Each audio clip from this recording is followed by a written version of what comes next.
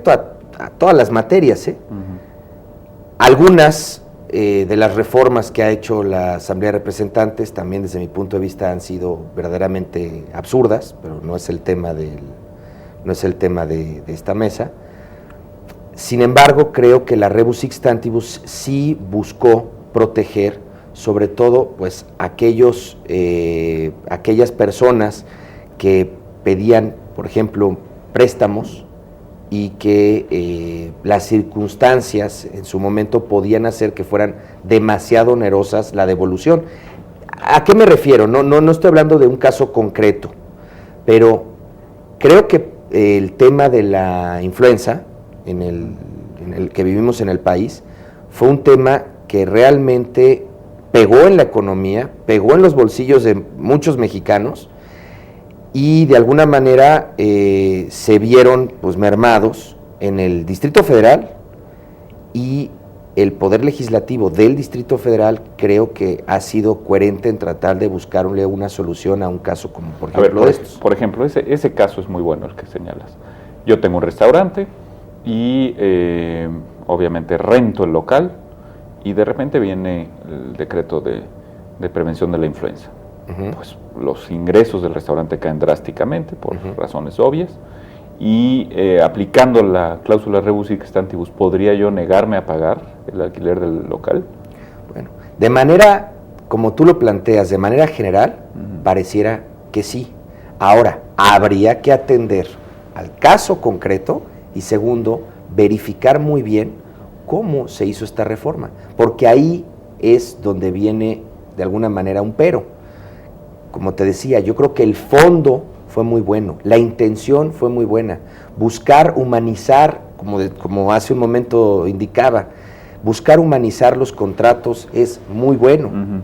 Sin embargo, el plasmarlo ya en un documento legal, ya en el código, pues habría que haber sido, yo creo que muy técnicos, y creo que la reforma carece de bastante técnica. Porque ¿cómo lo plasmó la Asamblea?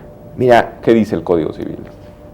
Aquí, antes de ver qué dice el Código Civil, podríamos buscar entender cómo se dice a nivel del derecho comparado, del derecho histórico, cómo ha sido regulada la Rebus Sic Stantibus. Y hablan de un acontecimiento extraordinario, imprevisible, que haga que las obligaciones de una de las partes se conviertan en demasiado onerosas para su cumplimiento.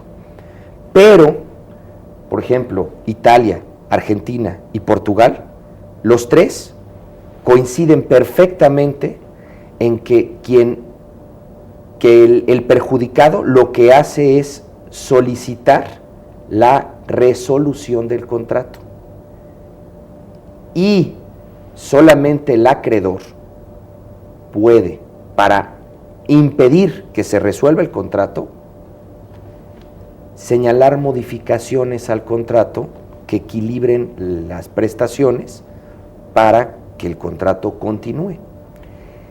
En México es al revés, hay un procedimiento muy especial que marca la Asamblea.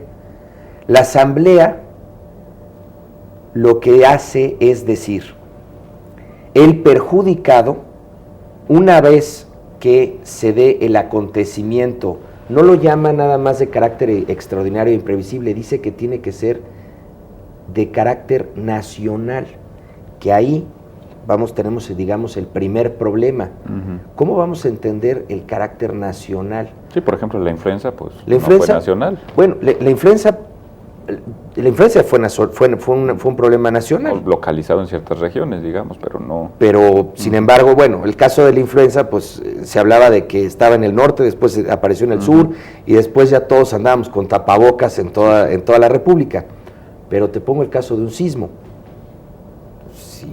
Si viene un sismo fortísimo en Veracruz y causa daños impresionantes, pues a lo mejor en Baja California no va a haber ningún problema. Lo más seguro es que no haya ningún. Exactamente. Entonces, eso de carácter nacional pues, lo complica un poco. Claro. También, de alguna manera, también debemos de atender a qué es lo que está rigiendo el Código del Distrito Federal, pues al Distrito Federal. Entonces, cuando hablas de carácter nacional... Sí, hay hasta problemas ahí de extraterritorialidad. Exactamente, entonces a lo mejor debieron haber dicho en el territorio del Distrito Federal, claro. Entonces ya se entiende. Y aquí te comentaba... Que tampoco, ¿no, Jaime? Porque el territorio del Distrito Federal, bueno, pues mi casa se hundió, ¿no? El local que rento para... Sería una circunstancia... Para mi miscelánea se tuya. hundió porque está construido sobre un arenal. Individual. Y de todas maneras tengo que pagar la renta, bueno. Claro. Porque no es de todo el DF. Así es. Ahora, se habla de una solicitud en la cual, una vez que se dé este famoso acontecimiento, empiezan a correr 30 días. Dentro de esos 30 días, tiene el perjudicado que solicitarle a su acreedor, o sea, de manera entre particulares, aquí todavía no interviene la autoridad, pero así lo señala el 1796 bis,